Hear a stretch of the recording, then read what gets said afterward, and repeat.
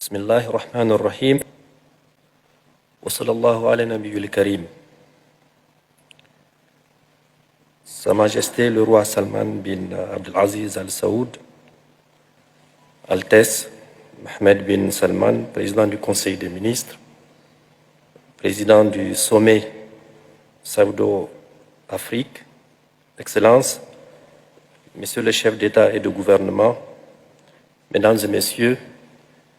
Assalamu alaikum wa rahmatullahi wa barakatuh. Permettez-moi tout d'abord d'exprimer notre sincère gratitude aux serviteurs des deux grandes mosquées, Sa Majesté le roi bin Abdelaziz Al Saoud, le prince héritier Mohammed bin Salman, au gouvernement et au peuple saoudien pour la chaleureuse hospitalité accordée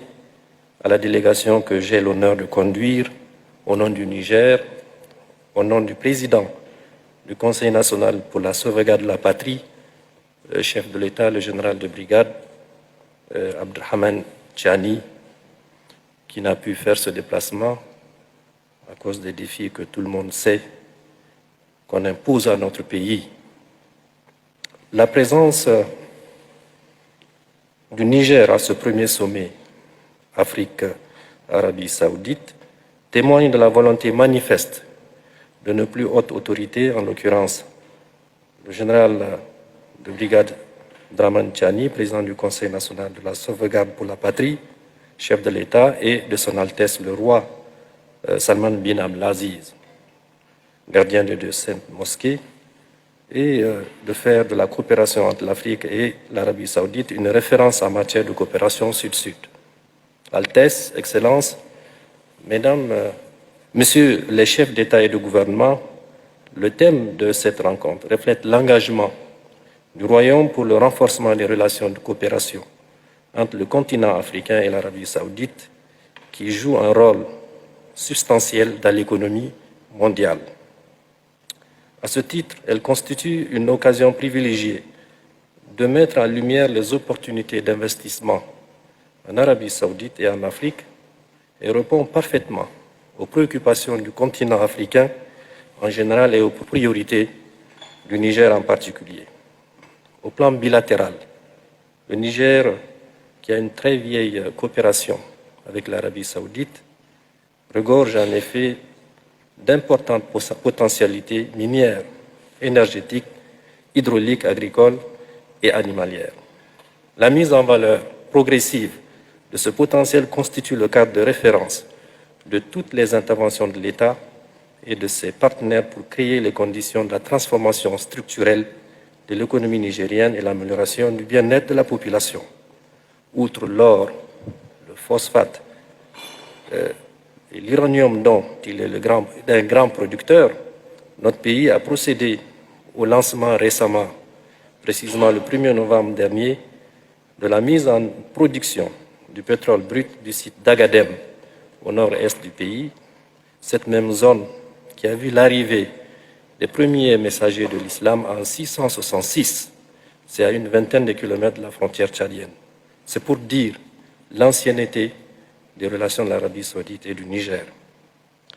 Cette opportunité qui est offerte ouvre une perspective pour le Niger d'accueillir davantage d'investisseurs. Je voudrais donc inviter par conséquent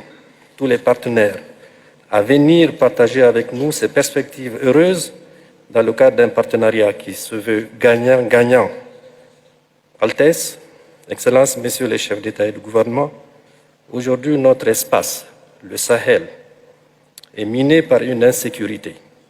ayant un impact sérieux sur la paix et la sécurité internationale et nécessitant une action collective et urgente. S'il y a une préoccupation qui devrait interpeller l'ensemble des honorables dirigeants ici présents, c'est sans conteste la lutte contre ces fléaux qui compromet et même annihile les efforts de développement de nos pays. Au Niger, la détérioration continue de la situation sécuritaire et la mauvaise gouvernance économique ont conduit au coup d'État du 26 juillet 2023 dirigé par le général de brigade, son Excellence Abdraman Chani, président du Conseil national pour la sauvegarde de la patrie, chef de l'État. En effet, antérieurement à ces événements, l'option prise par notre pays pour lutter contre le terrorisme était loin d'être appropriée, tandis que sur le plan de la gouvernance, les ressources du pays étaient accaparées par un groupuscule qui détournait allègrement les deniers publics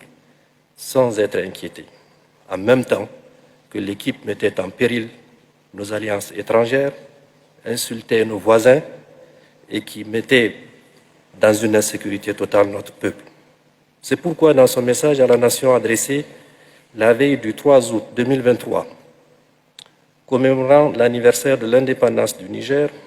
le général de brigade Abdraman Chani a déclaré « La seule raison ayant motivé l'action du Conseil est la sauvegarde de la patrie. Il fallait faire justice à notre peuple. » À la suite de ces événements, les organisations communes qui sont la CEDEAO et l'UEMOA, sous l'influence, on le sait aujourd'hui, de la France, ont pris de manière systémique et avec effet immédiat des sanctions illégales, injustes et inhumaines. Ces sanctions qui visaient à nous isoler diplomatiquement au point où le Niger, qui est à 98% musulman, tarde à recevoir son invitation pour assister à un sommet de l'OCI. Cette situation est inacceptable. Ces instances communautaires, aujourd'hui, font face à leur destin. La délégation que je conduis réitère sa désapprobation suite à ces sanctions contraires aux principes et valeurs de solidarité, d'autosuffisance collective, de développement partagé et de tout processus d'intégration. Le peuple nigérien renouvelle sa reconnaissance au Mali, au Burkina et au Togo qui ont décidé de faciliter l'approvisionnement du pays via leur corridor. Ces remerciements s'adressent également au Tchad qui s'est clairement engagé du côté de la paix en faisant échec aux velléités d'agression militaire de la CEDEAO. Bien sûr, on sait qui est derrière. Je voudrais terminer mon propos en réitérant toute notre gratitude à l'égard du gouvernement saoudien, de son peuple, pour toutes les dispositions prises pour que notre présence ici soit marquée, que le Niger, qui est un pays de paix, de solidarité, décide en tout cas de recevoir tout ce qu'il voudrait investir. Je voudrais enfin aussi demander qu'une attention particulière soit accordée au phénomène de l'intégrisme dont on connaît aujourd'hui qui c'est qui l'alimente, c'est quel pays, qui c'est qui donne les armes pour qu'ensemble nous puissions en tout cas atteindre le but qui est celui du développement de nos pays, de la paix et de la sécurité dans le monde. Je vous remercie.